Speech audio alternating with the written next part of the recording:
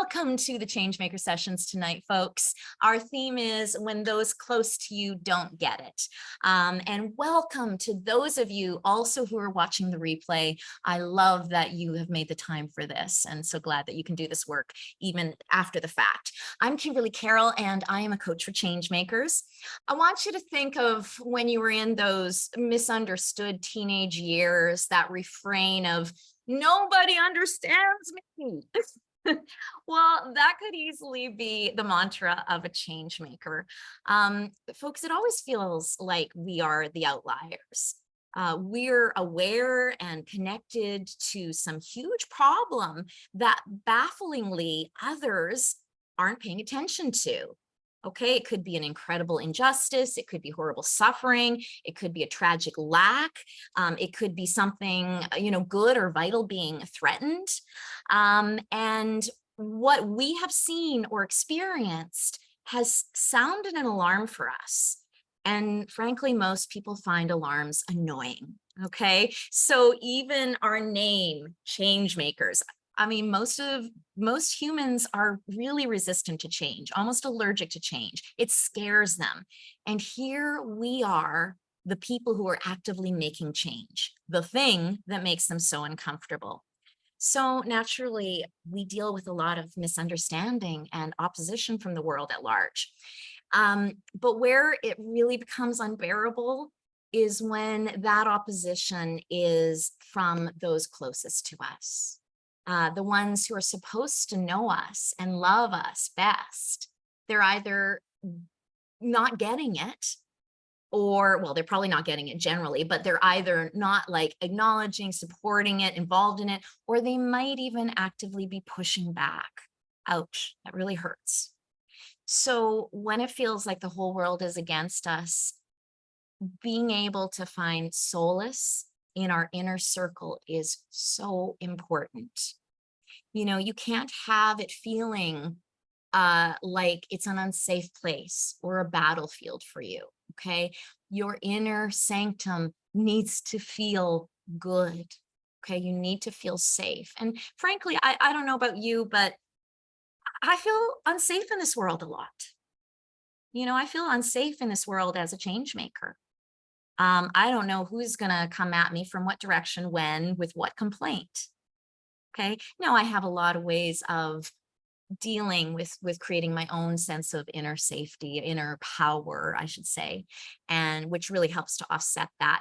But generally, it is something that is a feeling that I think a lot of us have to deal with. Yeah, Debbie says, I feel like a lone wolf. I think a lot of us feel that way. And that's why community is so important. That's why I am such a believer in community. And many of you are in a couple of different communities of mine, because I really believe, even if it's online, just getting together and saying, oh yeah, all of you're experiencing something really similar to what I'm experiencing. So tonight, though, we're going to work on ways of navigating your closer relationships as a change maker.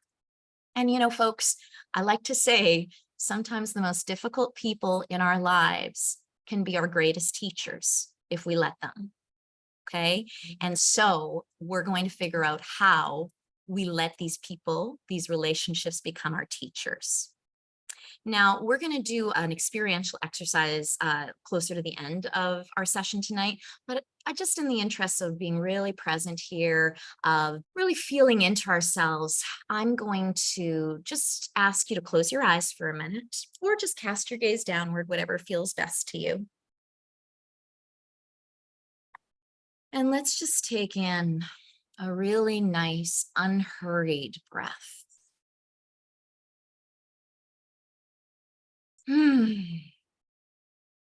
That may have been the deepest breath you've had all day, maybe all week. God, I hope it's not more than a week.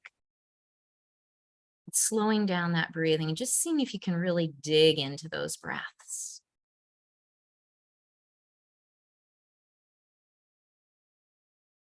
And let's also do some shoulder rolls just to come into the body.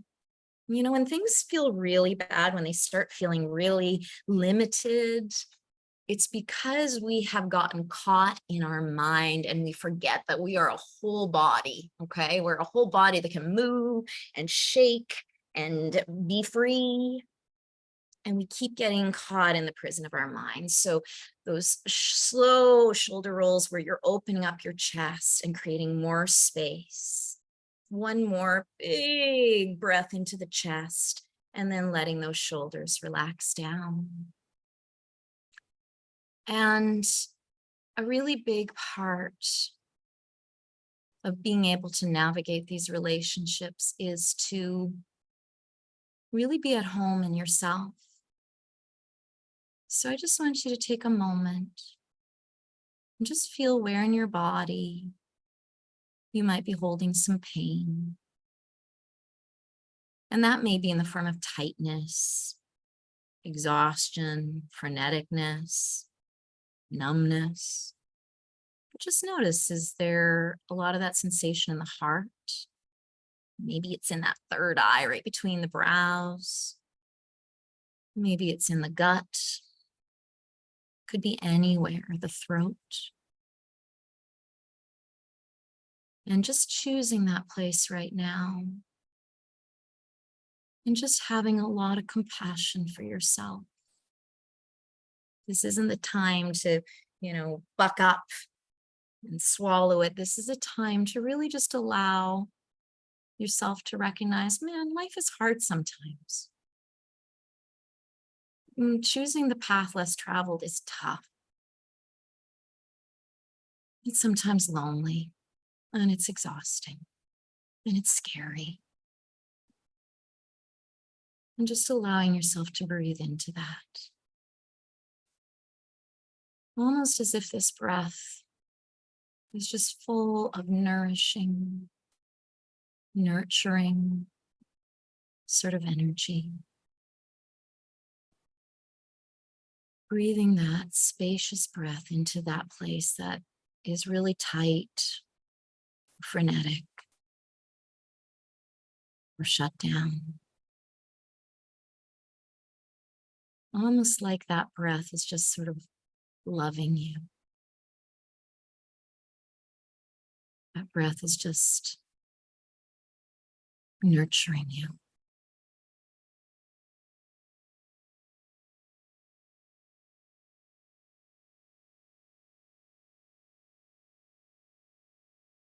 Excellent. And let's take in a nice big deep breath into some of that stuff that we've been holding in our body all day. And on the exhale, let's just do a nice shake out. Okay, shake it out of your head, shake it out of your shoulders, shake it out of your hips, shake it out of your expression, shake it out of your lips, just shake it out. And when you're ready, you can come back to eyes open. Just a short one. And that was probably maybe 3 minutes, folks. And I hope you can see what a difference even just 3 minutes of presence, of paying attention to your sweet self does.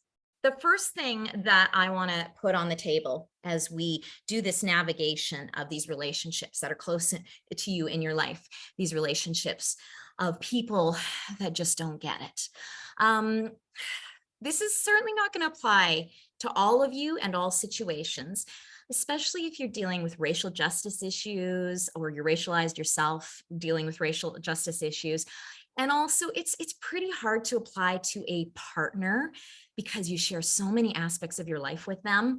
But I need to be able to spend a little bit of time on this item because it's really important. And that is, maybe you need to take the pressure off of converting certain closer peeps in your life to your view. Okay, so hear me out on this. Hear me out on this. When you're working so hard and so often to shift the world, the whole world, we all need a place where we can take our activist hat off. Okay, a place where we have a degree of history and comfort with folks, where we don't have to try. A place where we can relax and restore. Okay, we especially need that as change makers. So, for example, if a big place like that for you is your brother brings you joy, he brings you a sense of camaraderie, a sense of safety on some level. but he hasn't yet grasped this issue that's so important to you. This is the question I want you to ask yourself. Does he get enough of you that the relationship feeds you, even though he doesn't get this specific part of you? Okay, let me repeat that.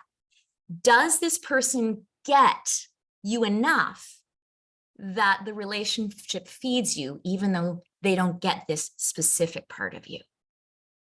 Okay, so maybe it's okay for you to let it go and let other parts of this relationship benefit you. So after all, your brother is just one person in the probably millions that you need to reach to get some massive movement in this, social justice movement you're involved in, or this healing movement you're involved in. And within these millions of people, there are probably so many that are actually ready to hear your message. Okay, they're primed for it.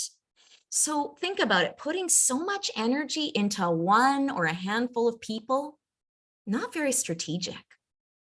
Okay, there are some friends in my life that just don't get it as far as the climate crisis goes, for example. There's many things people in my life don't get, and that's okay. So for example, the plastic bottles, the flying everywhere, the air conditioning on high. Oh God, it's daggers to the heart of an environmentalist. But these are friends that love me well and are really good people in other ways. And a long time ago, I decided to drop the preaching or the guilt of not preaching, okay? Because that's often what we're suffering from. It's not even that we're speaking up, it's that we feel like we should be speaking up on behalf of whatever the issue is that is closest to our heart. And so I decided to lay off that for a bit and to just try to soak up the love and the fun and the rest that I get with being with them. Now, some would say that's selfish to not always be speaking up for your cause. But as a change maker, if we let ourselves relax with people who really care for us and help recharge our batteries, that will feed us, that will make us stronger in the work we do. We'll become a much more powerful change maker. If we don't, we have a really good chance of burning out. And that, folks, that will really hurt our cause. Okay. I have a coachee as well, who has a friends group, and that he's very into poverty reduction. And his friends group goes to a lot of expensive restaurants. And for a long time, he was always the killjoy. He was always speaking up and, well, not everybody can do this and blah, blah, blah. And you better take those leftovers and all that sort of thing. And I'm not saying that's wrong at all. But it felt strained. He felt like shit. They felt like shit. And it ruined the joy of outings for him. That's what's most important, is how does it make you feel? So what he decided to do is just go for the warmth of it, just go for the camaraderie, just go to have some good laughs with this friend group. And the interesting thing was that when he let go of the agenda of needing to change them, he became more relaxed in this scenario and started to have sort of more deeper connections. And actually, in one of the dinners, another person actually brought it up for him, and he was able to respond in a way that really was centered. He was able to respond in a way that reflected that he was among people who he loved and not self-absorbed asses. So that in turn made his friends be much more open to what he was saying. They could feel him. They could feel the love that he had for them, the respect that he had for them. And so they were much more willing to let the wall of shame sort of go down. And his friends were actually moved by that conversation more than any other he's had with them. And so we're going to talk about sort of strategic conversations in a bit, but I just sort of really wanted to share that with you. And I've had very similar experiences too. So one more thing on this track. Also, the thing with those that are closest to us, you're sometimes just not the right messenger. Okay. I don't know if you get that right off the bat, but do you remember as a kid, especially as a teenager, how much you ignored your parents' advice? And now looking back, you're kind of like, actually, it was really good advice. I wish I'd listened. We didn't listen to them because they were too close to us, because there was a dynamic. And it's a little sad, like not just about the parents, but it's a little sad that we don't truly take advice or direction from those that are closest to us. Okay, that the emotional loadedness of it kind of makes us tune them out. Like, for example, if you're a little sister in the family, even if you're 60 now, you're still the little sister. And there might just be this attitude like, oh, she's the little sister. What does she know? Right. Or if it's your partner, I mean, there's just so many power issues maybe you're dealing with in the relationships outside of this. So no matter what you say, there's going to be a fight. There's going to be pushback. Right. So sometimes we are not the right messenger. And I want to tell you a little story about this. My friend Sarah was telling me a while ago about how for years she was trying to convince her mom how bad dairy was. Okay, not just for the animals, not just for the environment, but bad for her health. And her mom was like, oh, just same thing. Oh, whatever. And then one day she was at her mom's place and noticed it's all soy milk and oat creamer and all that. And she's like, what's happening, Mom? And she said, oh, well, I had this chat with this woman on the elevator. She was telling me how bad dairy was for me. But of course, it's just, that's the way it is. She's Sarah. She's the daughter. What does she know? Sometimes we need to hear it from a source further away from us. And I know that's sad, but it's the reality of it. Okay, so I needed to lay that down just because I know so many people guilt themselves into feeling like they have to be, the convert king every time they go out with anybody in any circumstance. So I just need to like communicate to you that you too need a rest. Okay, you too need safe places where you don't always have to be battling, where you don't always have to be going up against the status quo. Okay, but of course, there are so many reasons why it's ideal and even necessary that the people in your inner circle truly understand and support your cause or your mission. So let me talk about some of those reasons. Depending on the relationship, them not understanding it can get in the way of the true intimacy in that relationship. If they aren't tuned into your deepest beliefs or the thing that you spend much of your time on, that's a big gap in the relationship, folks. That can create resentment. It can create shame. It can create disconnect. So what I want to do now is I want to look at ways to create better understanding between you and someone close to you around your cause and your mission. All right. So the first thing I want to talk about is when I have coachees that complain to me that their partner isn't on board with their issue. I always ask them, have you told them how much them being on board means to you? Okay, that's relationship 101, folks. We can't read each other's minds as much as we expect our partners to read our minds. They often can't. A lot of my coachees will say, no, I've actually never told them that. I just sort of poke at them and make passive aggressive comments and everything. But they don't actually directly say how meaningful this is. And from what I've observed, especially with romantic partners, when you have a good partner who's not changing, it means you haven't expressed clearly and directly enough how important this is to you. Okay, it's not in every circumstance, but if it's a good quality person and a good quality relationship, you haven't expressed it clearly and directly to them, okay, about how much this is meaningful to you. Now, why someone can't be more direct in their needs is a whole nother ball of yarn. Okay. If you are one of those people that, just said, yeah, I actually haven't said that to one of my close peeps. I haven't been that direct. That's often a symptom of not feeling worthy enough deep down inside. Not that sort of unworthiness wound, I call it. It results in you feeling very uncomfortable taking up space, in sort of asking for your needs, in being direct enough with others around you, around what matters to you. And the reason that a lot of people don't speak up is they don't want to inconvenience people. Okay. They're afraid that they don't deserve that kind of consideration, that they haven't earned it. Is this resonating with anybody? Can anybody relate to this feeling? Little show of hands that, yeah, like I haven't asked directly because that scares me. It's very uncomfortable. I don't know if I'm worthy of asking for that. Like, do they value me enough? Am I valuable enough to ask for that? So, darlings, I really need you to hear this. You matter, okay? Therefore, your needs matter. And if you're in a healthy relationship with somebody, whether it's a familial or a friend relationship, they don't want to see all your needs going unmet. Why would they want that?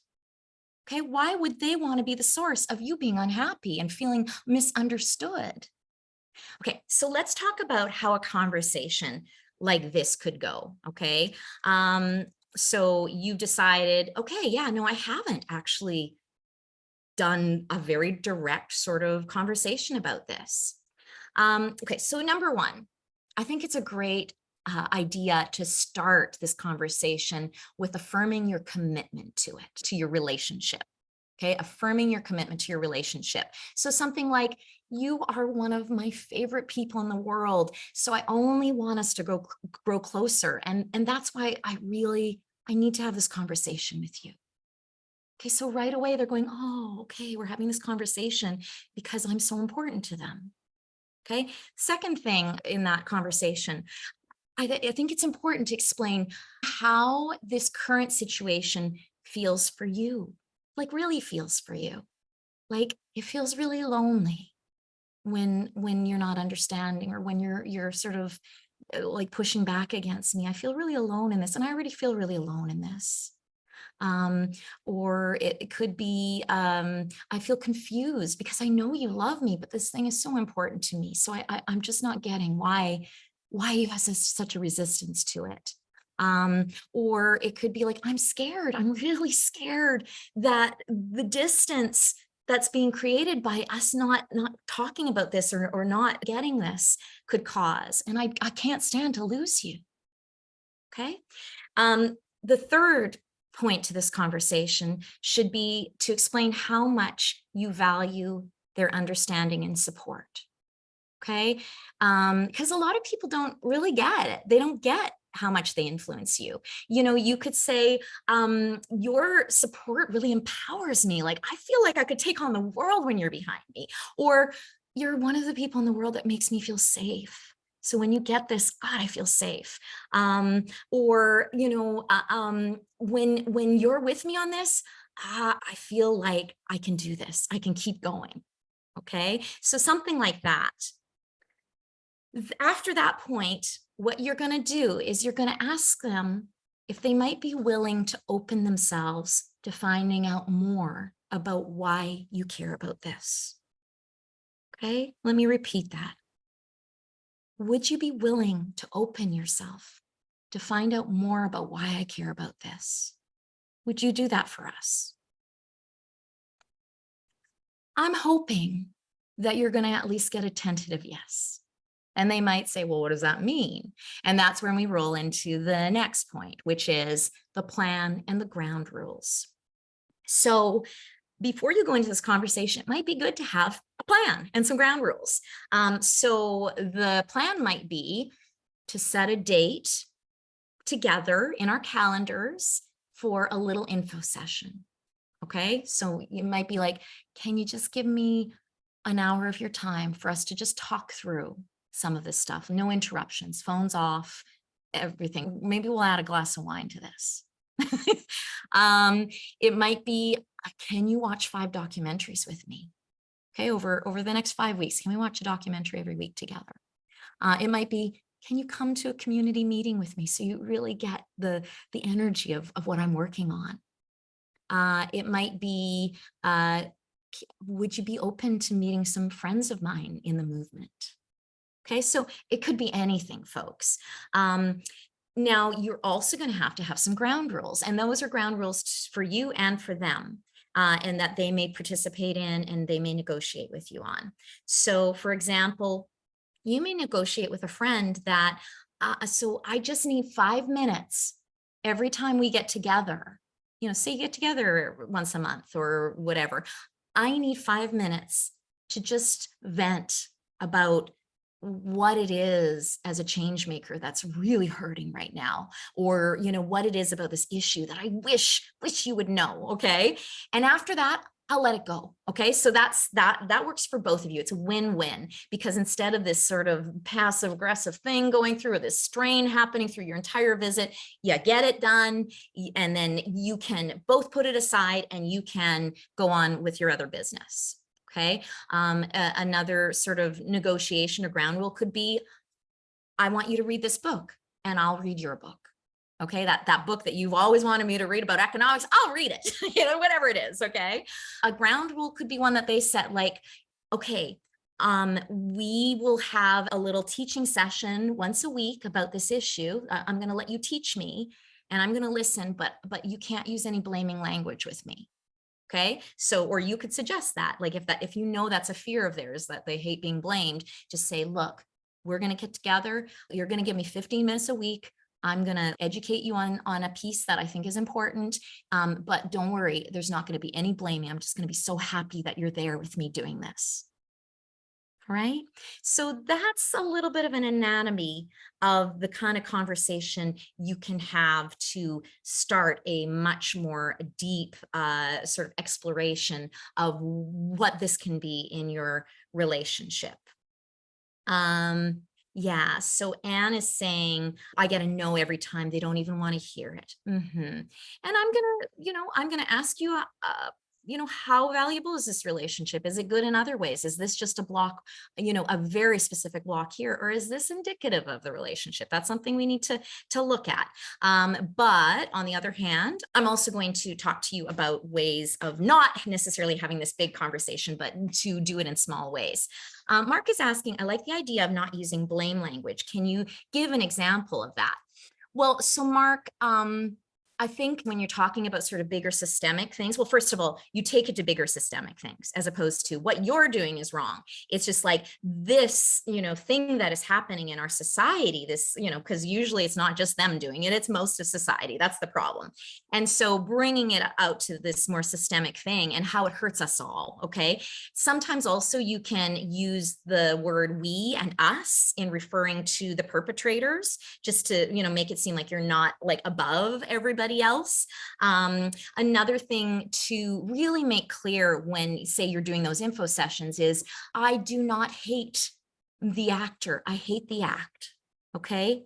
It's not, and I'm going to get into some of the other reasons how we get out of this blame place, how we get out of this judgment place. Okay. So that'll give you a few more clues in a second, Mark. All right.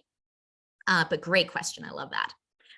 Okay, so on the topic of blaming language, let's talk a little bit about the way to approach convos about your cause that build bridges instead of alienate your close peeps. All right. So I know, folks, sometimes you just want to wail on somebody. Okay, they have their head so far up their ass and you're so frustrated and you're so exhausted. And folks, you are entitled to your anger. Okay. Again, you're tired. There's the emotional labor of having to like go up against the majority of the world for so long. But what we're talking about here is the people that you really care about. Okay. We're not talking about educating the masses right now. We're talking about the people that are closest to you. And if you can summon up some of that emotional intelligence to handle this situation skillfully, it will be better for both of you. Okay, so let's talk about what being skillful means. Being skillful, first of all, is usually only possible when you're not triggered. And so being skillful in conversations like that, it requires some mindset and healing work. That needs to go into it too. I mean, hell, I've been working on this for years in different ways. And when I work with people, one-on-one or in groups, that's a lot of the work. But I'm going to just give you the Coles notes right now. So the whole triggering thing, I want you to understand the anatomy of this a little bit more and why you might get triggered in this situation. So first of all, when someone opposes you, it creates either a feeling of shame, like maybe I'm wrong, maybe I am being a pain, maybe I'm being inconvenient, maybe I don't know what I'm talking about, whatever it is. Or it can create a feeling of danger, okay, danger to who you are or danger to your way of being. And when we feel shame or danger, our system goes into all sorts of knee-jerk reactions.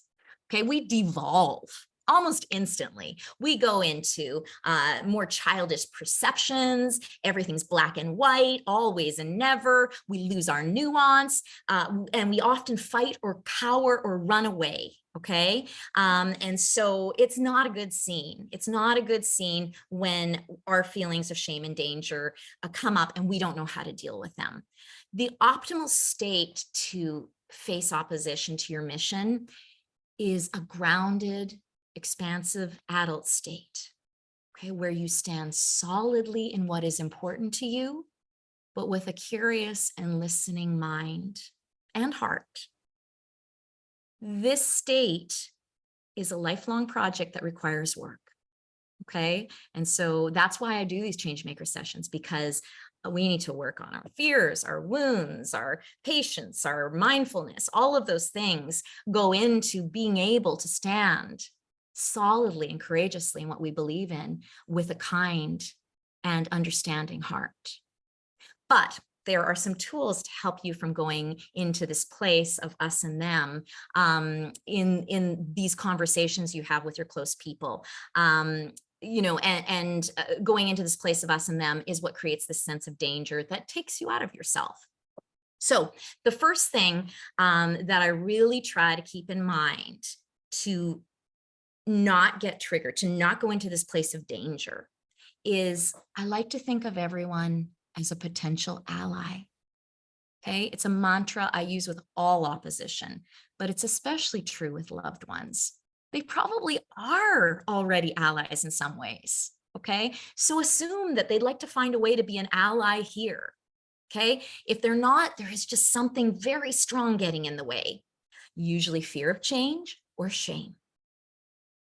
Also, it's important to realize that we all have different experiences and viewpoints. But folks, we're all made of the same stuff. We all have pain. We all long for comfort. We all long for love and safety. Okay, so everyone is a potential ally. Don't write anybody off. The second thing that really helps me to not get triggered is dismantling my judgment. Okay, and so we'll go into a side journey right now around judgment. A mentor of mine, Denise Lynn, once taught me, the moment you start to judge someone is the moment that you lose the ability to influence them. Yeah.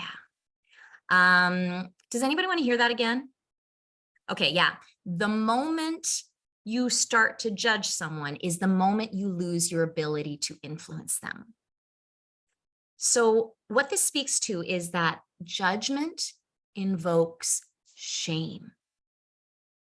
And there is no one who feels opening to listening and learning when they feel shame. They'll shut down like a bar at 2 a.m. Okay, that is what happens with shame. Judgment is a poison pill for reaching people. You will not reach people with judgment. So a tool to use when you're getting all judgy judgerson is to ask yourself, in what ways have I exhibited similar behavior or limits, or still do, in fact? It's very likely you've stood in very similar shoes to your loved one that is resisting right now. Okay, you might have been resistant to a hard truth in the past, or maybe you were seduced by convenience or security. I mean, I went through my white fragility stage. I was a voracious meat eater at one time. Like I have to dig into that when I start judging. I'm like, oh my God, I was that person. And I remember what was happening for me. Oh my God, I was so full of fear. I was so full of not good enough. Okay, I was so empty and I needed to fill it with something. Like I remember the things that motivated those destructive habits. Or maybe you still are the same way as your resistant loved one in another area of your life. I mean, when I start to get self-righteous, I remind myself that I still fly. I still take airplanes, even though I know how bad it is. I have reduced significantly, but I still fly. And I don't do this to beat up on myself. I do this to get perspective. Okay. I do this to get perspective and to realize, okay, I might do some bad things. It doesn't make me a bad person. Okay. It just makes me a person that's not capable of making that change yet. I'm working on things and I become aware of them. And I'm sure in my life, there will be many, many things I realize that I've been doing that have been destructive. Okay. And also, folks, you have to remember there's an avalanche of problems in this world. Your number one issue might not be their number one issue. Okay, we have a lot of fights even within social justice movements. My issue is more important than yours, and it's at the base of everything. There are so many things wrong with this world, so many beings suffering, so many animals, so many people, the planet, everything. And so they may be very committed to something, and it just might not be the same thing you're committed to. I personally believe we should all try to do our best in all the arenas, but sometimes it's really hard. Okay, and to have some compassion for that. Also, when someone is really entrenched, okay, so as Anne was talking about, when someone is really entrenched or pushes back in a really shitty way, or they just won't see this incredible harm they're doing, this is the big gun that I bring out.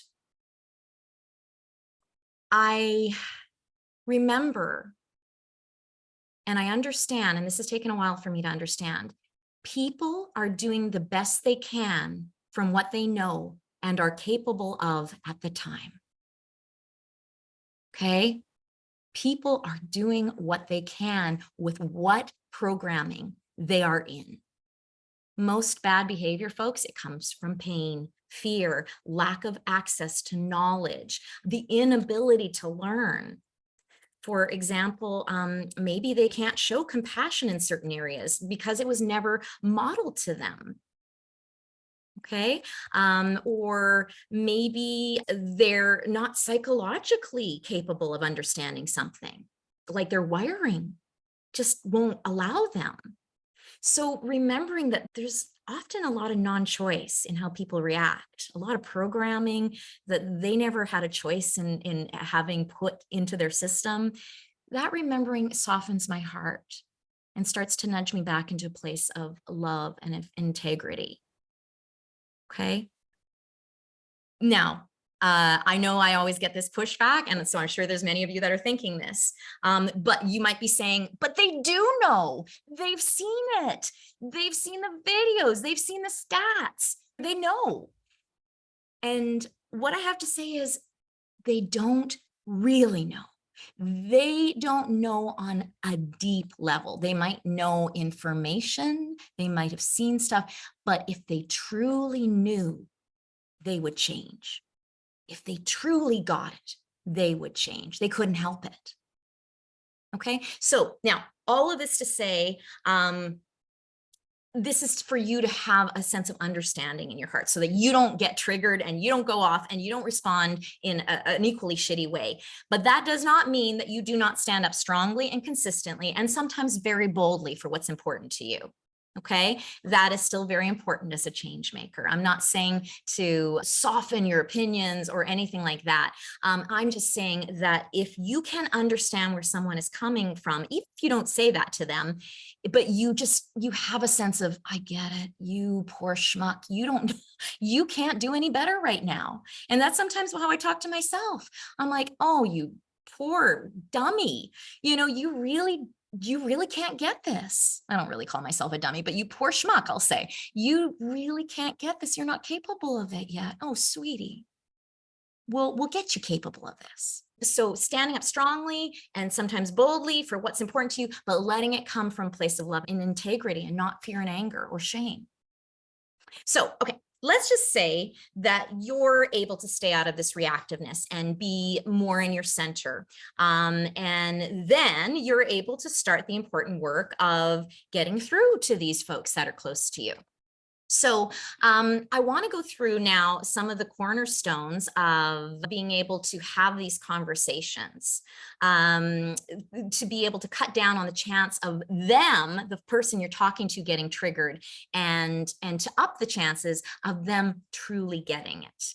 So when you're having conversations, it doesn't have to be the big conversation, any conversation with somebody who you're trying to get through to.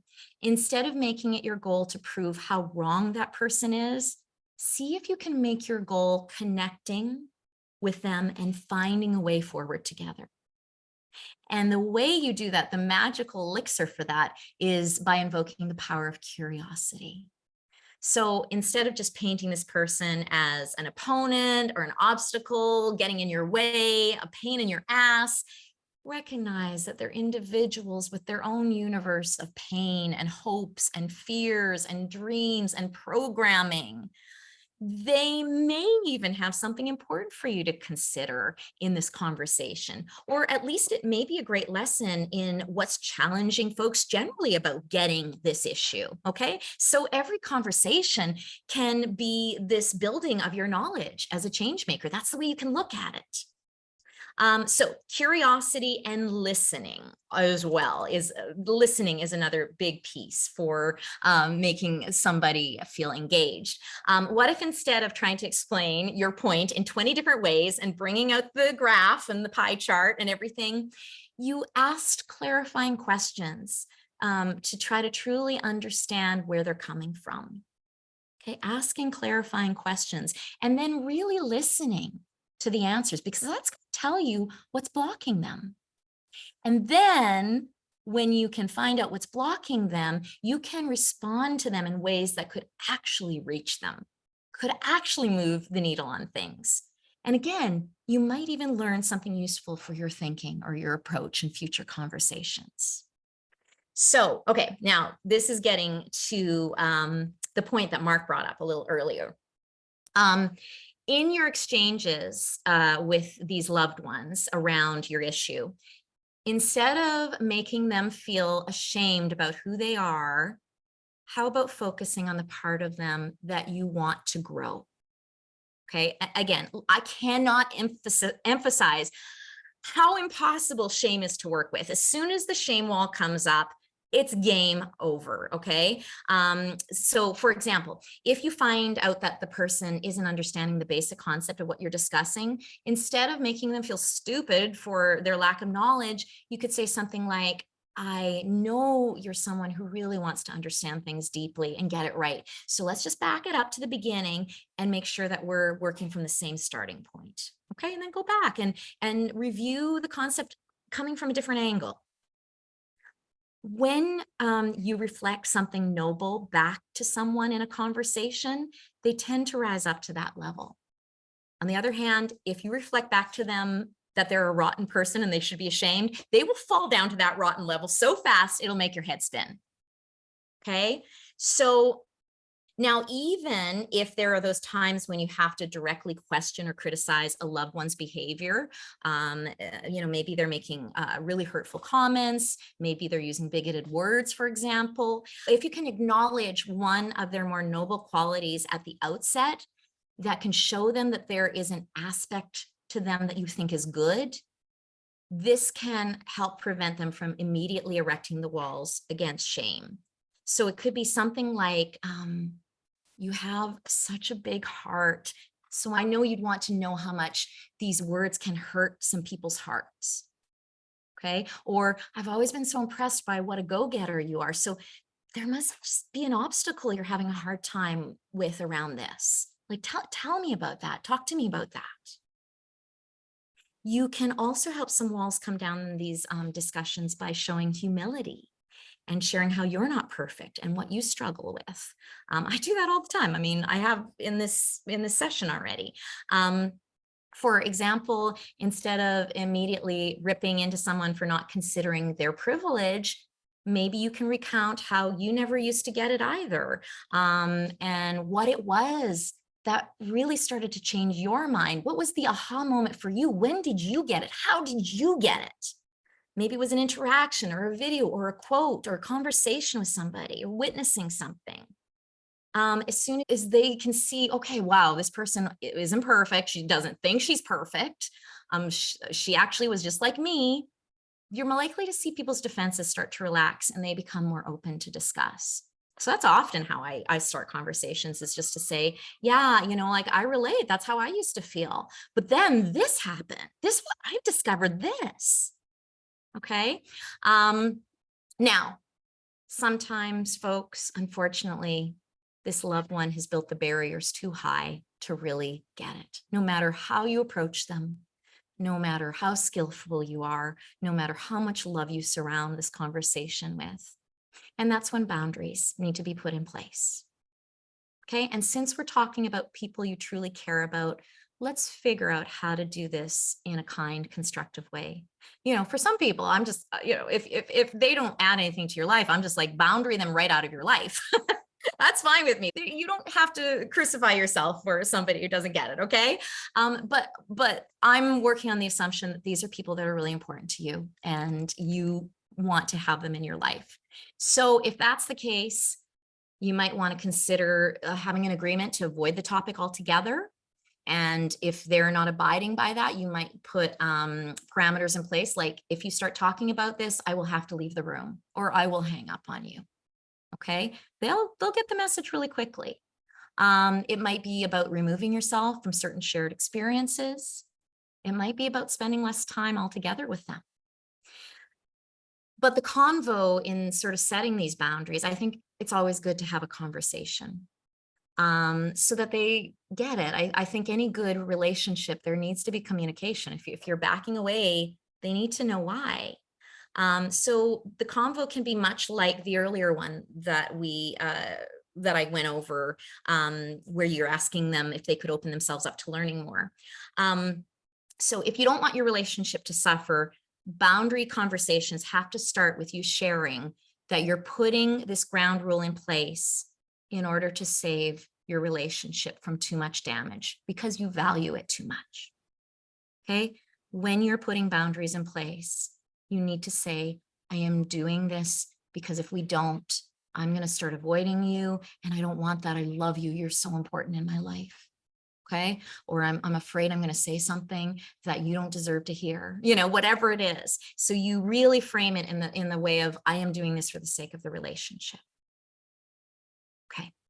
So what I want to do right now is I want to stop talking and I want to do a little bit of an experiential exercise, a way to, not just in a thinking way, but in a feeling way, change the energy around this relationship that you're struggling with. Okay, this close relationship that you're struggling with. So what I'd like for you to do is I'd like for you to choose one person right now to work with. And if there's lots of people in your life, that's okay. You can try this visualization with all of them. You can go back and do the replay and you can do it with different people. But for right now, choose one person. Okay, I'm going to give you a second to decide who that person is going to be. You may choose somebody that's, really, really close to you. You may decide that, no, I'm not quite ready to go there. I'll choose somebody that's a little further away from me. So yeah, whatever suits you. And when you're ready, I'm going to get you to get comfortable and close your eyes or cast your gaze downward. We're just going to go into a few minutes of some deeper reflection. And I'm going to put a little bit of music on behind this. All right, let's start off with a nice big breath in and a big releasing breath out. And once again, just some shoulder rolls to come into the power of your body for this. Big spacious breaths as you roll those shoulders back. And then when you're ready, letting those shoulders roll backwards and letting them relax down. And just slowing down the breathing. And nowhere to go right now, nothing to figure out, plan, analyze. Just see if you can be here. See if you can feel the air on your skin. Maybe there's a little bit of movement in the air. Maybe it's warmer to the touch or cooler. Feeling the seat you're in and just noticing if you're sitting like you can't let go, if you're having to hold yourself up. And seeing if you could just relax your seat. If you could just melt into your seat.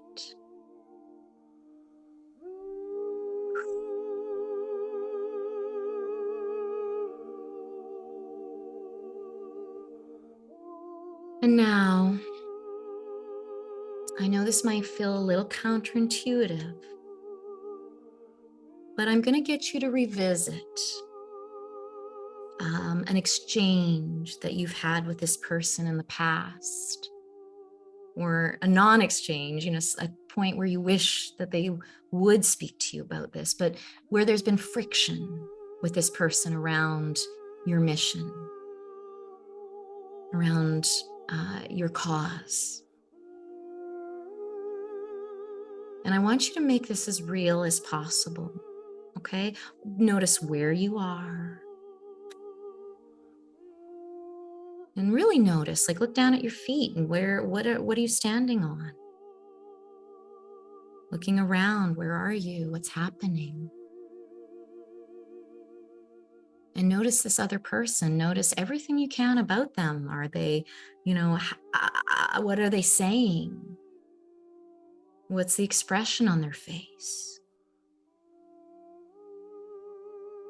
How are they holding themselves? What's the look in their eyes?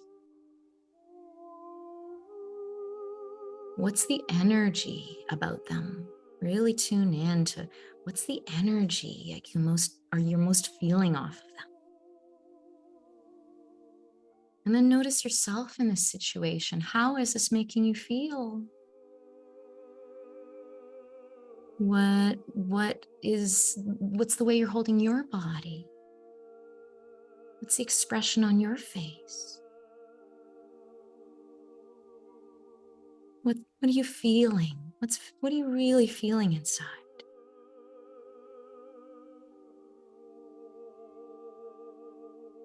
And now in just a moment, on the count of 3, everything's going to freeze. 1, 2, 3. The scene freezes, they freeze, everything but you freezes. And all of a sudden, you feel a great wind move through this place, through this scenario. You feel the top fly off of any place that you're in not a destructive way, in a good opening way, so that there's wide open sky above you. There's air. Maybe there's even plants and flowers that start to grow in this environment that felt really closed and combustible a moment ago. And at the count of 3, the person that's in this scene with you, this scenario, is going to open their eyes, but who is going to open their eyes is the most vulnerable and real part of them, the part that is not hiding anything, the part that is free of trying to mask anything, the person that is going to open their eyes. All of their protective layers will be gone. 1, 2, 3. Seeing this person opening their eyes, and their eyes looking completely different.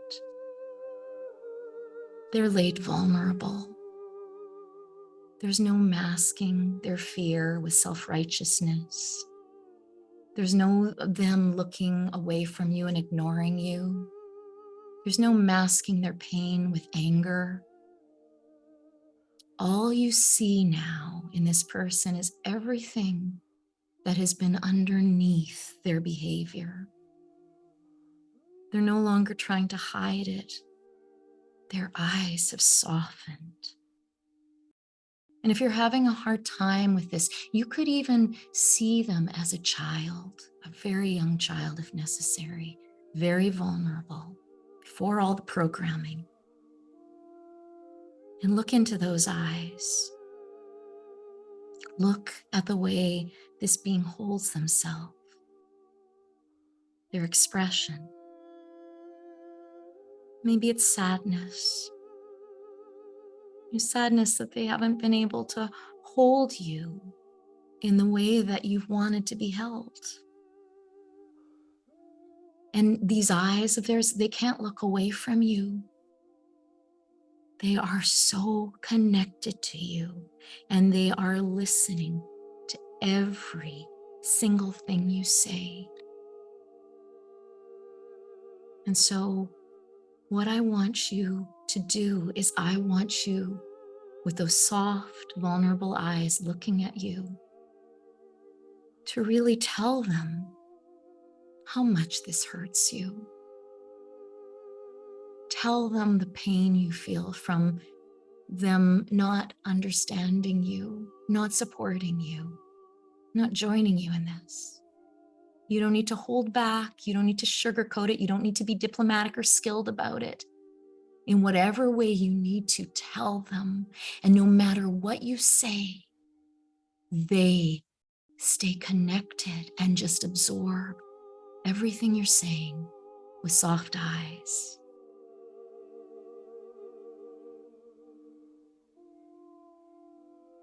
What do you need them to know?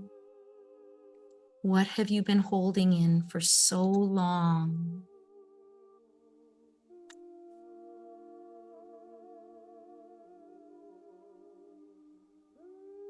Get it off of your heart, out of you,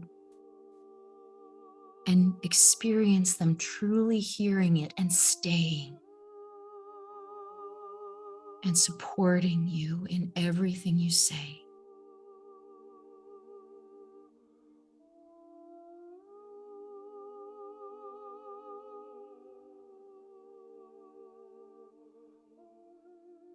And now,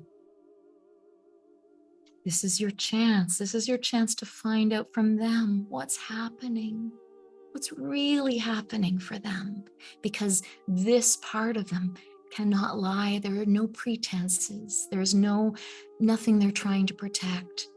They are laying it bare for you. So I want you to get really curious, and I want you to ask them, what's happening for you around this? What's your pain? What's your fear around this issue and me and this mission of mine?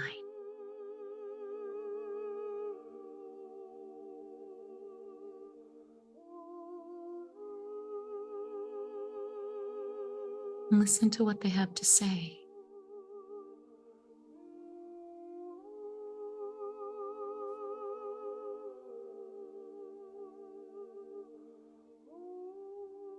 And then if they've told you, like, I just feel so ashamed, or I feel so scared, or this is just the way I am and I can't help it, ask them, where is it coming from? How did you get to be like this? Who hurt you? Who scared you? What happened?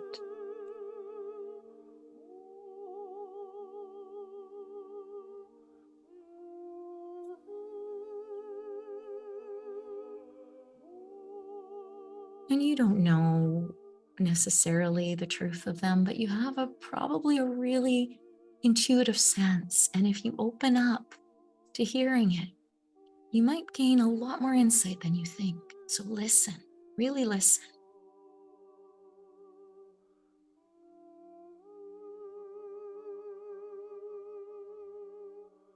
And finally, with them in this real, crystal clear place of truth, ask them, how do you really feel about me? And what's preventing you from showing that?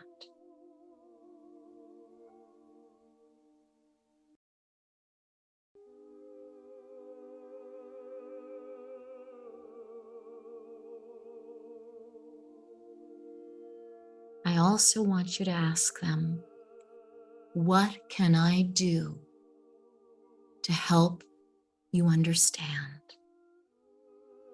How can we have a deeper connection?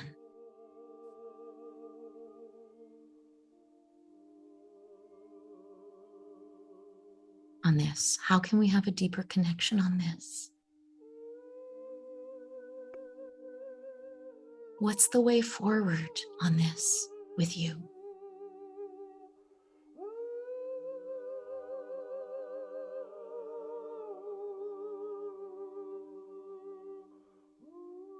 And if something comes to you, if there's some clear instruction that you get, I want you just for a moment to imagine doing that with this person.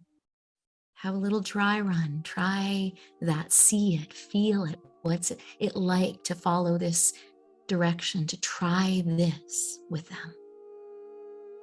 See it, feel it. In fact, at the count of 3, we're going to bring them back to their current self. And you're going to see if you can play out this situation in a different way with the wisdom that came to you through this exploration. 1, 2, 3. And now just exploring, taking this relationship in a little bit of a different direction. And just see how it plays out.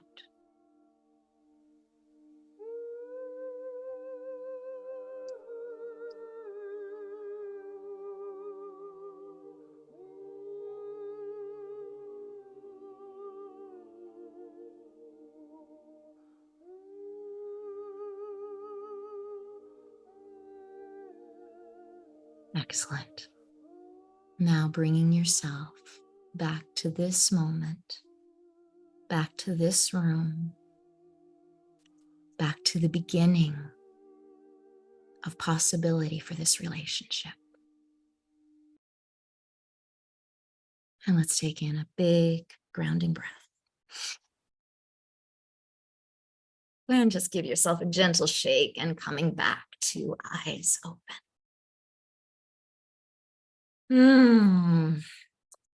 Well, that was quite a deep little exploration.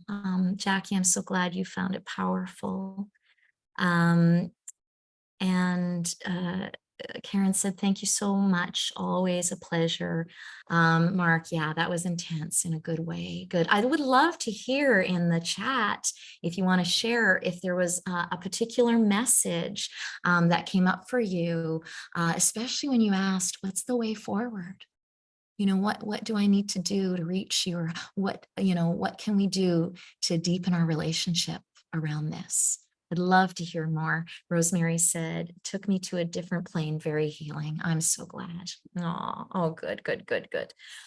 Yeah, sometimes, well, always, folks, I think anybody who knows me knows my MO is, practical intellectual tools and tangible tools, but we also have to work on a much deeper level too, okay? Those in tandem, you can't lose. Okay, you can't lose. So I want to read just a couple of the comments here. Robert said, the big takeaway I got is that we need to meet people at the heart to affect meaningful change. Absolutely. Patricia said, I vote you do a part 2 on this subject. Well, if you would like a part 2, I would love to hear what aspects that you would like covered. Okay. So folks, I will just wrap up now. I'll look at more of the comments afterwards. I so appreciate your participation and bringing your heart to this. Many experiences is, I have just had many experiences with friends and family of deeper connections coming from this friction state that, if handled with an intention of true connection, their walls tend to go down and their minds and hearts tend to open. And folks, that's when change happens. So I'm really wishing that for you. And I would really love to hear if any of you have one of those big, direct and clear conversations. I'd love to hear about how it goes. As always, if you have a topic that you'd like me to explore, please, just reply to one of my emails and say, Kimberly, I'd love for you to talk about this. I'm game. I'm game to do it. And just one more thing, if you haven't done my Power Tools for Changemakers course yet, folks, it's a really good little primer. It's just a 5-video course, and it's a really great way to kind of give yourself a tune-up before September as a change maker. And I hope that you will join us for the next one. And in the meantime, I would love to just say I care for all of you. I'm so proud of you, and give me a good goodbye before I let you go tonight. You're off mute. Yay. So good to hear your voices, everyone. I love you. Kimberly. We'll see you soon, everybody.